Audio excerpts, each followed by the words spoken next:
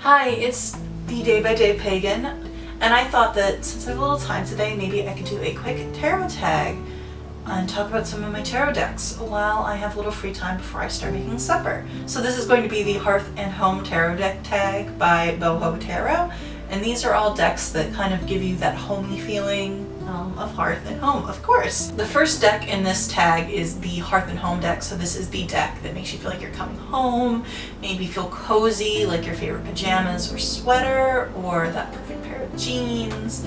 So, the deck I chose is the Wild Unknown Tarot deck because it is the first deck I ever owned. I received it from my girlfriend for Christmas a few years ago.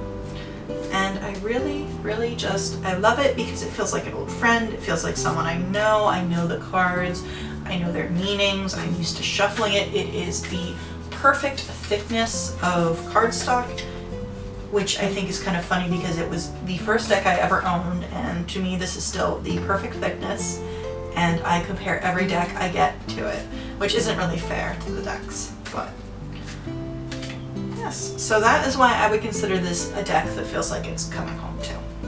The second tarot deck in this tag is the Gather Together tarot deck. That is the deck that makes you think of family and friends and just it feels like having a good time with them. And I knew as soon as I saw that the deck I would pick would be the Bridge Witches tarot deck, because this deck I purchased at a craft fair here in Pittsburgh when I was pretty new to the area. I'd only lived here a couple months, and despite the fact that I really loved the city, I loved the vibe, the atmosphere, I didn't really know anyone yet. I hadn't really made any friends in my classes that I was taking at the time. I had left that school, I was looking to go to another one, but I wasn't sure. So at the time I was really alone, and the person I bought this deck from ended up coincidentally being someone who I consider a very good friend of mine now. I did not know them at the time I bought this deck. It just was a coincidence that I happened to be in the same place as the craft fair that day. I was not there for it, but I decided to look around, and when I saw it, I knew I had to get it. And another reason is because this deck is based on the city of Pittsburgh. A lot of my friends and chosen family live here now. This deck makes me think of them, so it is the perfect choice for the friends and family deck. The next deck in this tag is the Light Up Your Life tarot deck, which is the deck that sort of lights up the darkness. So it, brings positivity to you when you're in a negative space, I suppose. Something like that. Something poetic. So I picked the Modern Witch tarot deck, which I have right here in its box. And the reason I picked this deck specifically is because the energy I put into the connections I make with these decks is usually very blunt. That is the sort of relationships I have with my decks, because a lot of the time I do need someone to call me out on my bullshit, or, to be like, look, this is the situation, that sort of thing. But this deck, for whatever reason, it'll still call me out on my crap, but it'll also be like, you got this, you can do it. So it's like the friend that'll hype you up. So it will say, this situation sucks, but you got this, rather than just this situation sucks, which, fair enough. So that's why I picked this deck for the Light Up Your Life. It is not a mushy gushy deck of any like way, shape, or form. I'm not really drawn to those decks, so I don't own any of those, or at least no decks that I kind of would consider to be that way. I think maybe the reason that I feel like this deck is more hopeful for me is just because it has the author, when she was designing this deck, the artist, she was making it in relation to the world that she was in at the time, which is the world we're in now. So I feel like that's part of the reason that this deck feels more positive. It's the yes, everything sucks, but, rather than just yes, everything sucks. So that is that for the Light Up Your Life tarot deck. Alright, so the next deck in this tag is the Rainy Days tarot deck. So this is the deck you want to curl up with on a rainy day. Now, this was kind of a hard choice for me because the deck I chose to fill this spot could really work for another position, and I don't want to do any double dipping. So I don't want to say I had to sacrifice it to this, but I had to make a decision. And since I didn't have any other decks I could think of that I would want to curl up with on a rainy day, I chose this deck. This is the Raven's Prophecy deck. And the reason that I associate this deck so much with rainy days is because the day I received this deck in the mail when I ordered it was a bad thunderstorm it was happening at the time, and I recorded a flip through or like a look through of this deck during that thunderstorm, which honestly matches the mood of this deck pretty well. It's got a lot of dark colors, a lot of blues and purples, and yeah. So that is definitely why this deck is a rainy day deck. And it's definitely a deck I feel like I could snuggle up with it, just flip through and look at the art or read the guidebook. This is actually the deck that helped me create meaningful personal connections with each of the suits. Up to this point, I understood in theory what the suits were, in a sort of, memorize it on a note card, index card type thing, but I didn't have a personal connection with it. And that is something, at least in my opinion, that is really important. Especially if you want to do intuitive reading, you need to understand personally what each suit means to you. And reading the guidebook that came with this deck, the artist and author, because she also wrote the guidebook for the deck, really helped me understand, especially the suit of Pentacles, but all of the suits really, with the way she wrote the guidebook. Oh, I keep saying guide deck. So the next deck is the Harvest Nights deck. So this is the deck that gives you harvest time or bonfire vibes. And this is the slot that I really wanted to put the Raven's Prophecy in, because it makes me think of deep fall, of bonfires, that sort of thing. It does have a lot of fire imagery in it, as well as the dark colors. But I decided to go with the Herbal Tarot instead. This is definitely something that I would connect with harvests, even if not bonfires. This deck, as the name implies, is all about herbs. So every single card has an herb on it. And if you look through the little white book that comes with it, it usually will tell what the herb is used for in physical situations, or rather medical situations, in metaphysical situations, that sort of thing.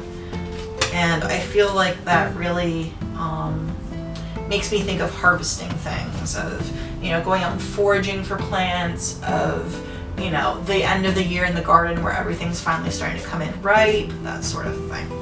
So that was why I picked this deck for that position. This is actually a deck that I used right before the panorama started. I did a reading just because I was scared and unsure, as I'm sure pretty much everyone was, and I pulled the Hermit. So this is definitely one of those decks, like I said, that is very blunt, doesn't really, sugarcoat anything, but I found that this deck is very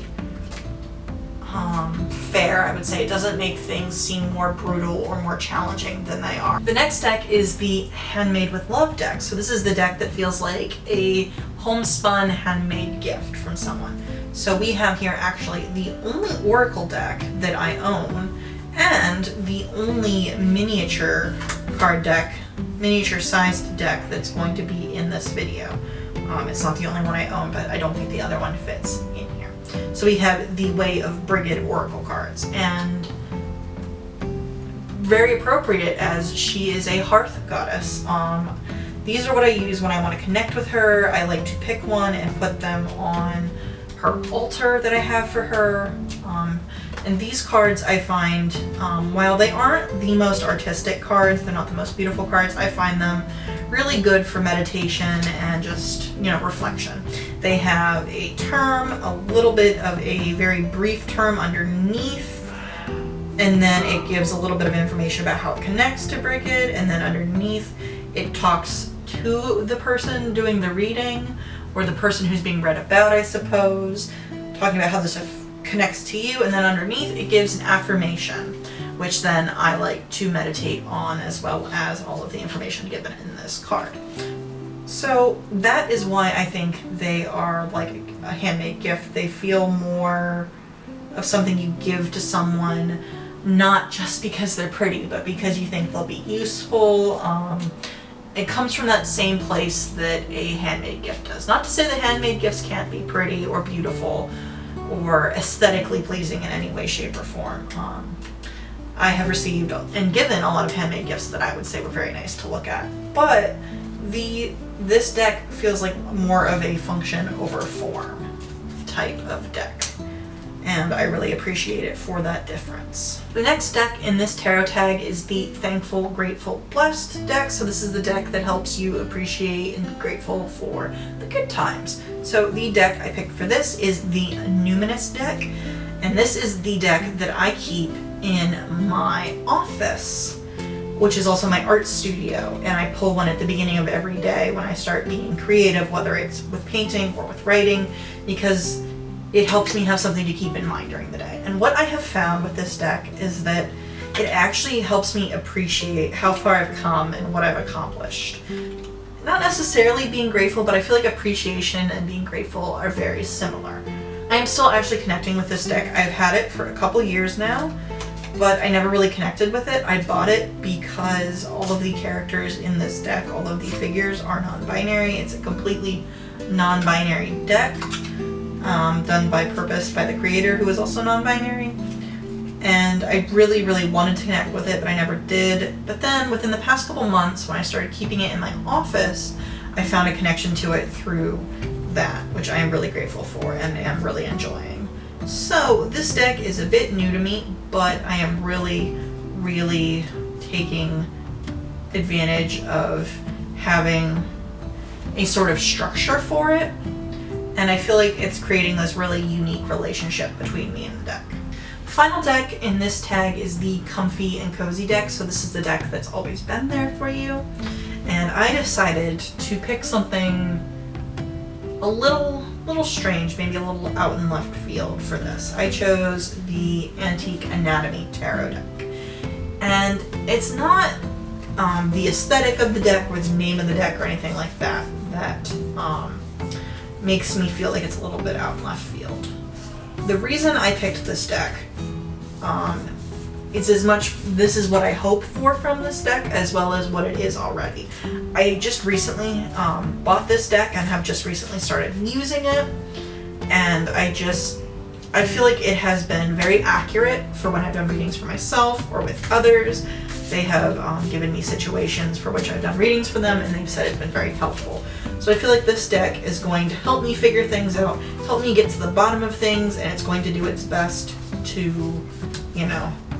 help me figure things out. So in a way, it does have my back, and that is as much what I'm hoping for out of the relationship with this deck as I continue to work with it as the way it is already. So that's why I picked this deck here. So it's a little bit different, but I do still think it applies. So yes, that is the Hearth and Home Tarot tag by Boho Tarot. I really enjoyed this. I like getting a chance to look at my decks and think about them and reflect on them and remind myself of why I have them. I also like looking at tarot in different ways in general, which is usually what I do. I've never done a tag like this before, but I think it's been a really good way to think about why and when I use each deck. And it's been fun to share them with you. I don't have a huge collection of tarot decks. I did have enough decks to do this whole tag without doing any double dipping. I honestly probably would have used the Wild Unknown tarot deck for this last position as well, and the one that lights up your life in the darkness. I don't know, I think it's because I've had that deck the longest. I'm just the most connected to it. But I do think that it's good to look at other decks and be like, okay, I know that I really use this deck most of the time, but these other decks, there's a reason that I was drawn to them. There's a reason that I still use them, that I haven't, sold them or given them away. So yes, that was fun. It's starting to get dark in here, so I better wrap this up. I will give links to all of the decks down below, all of their information.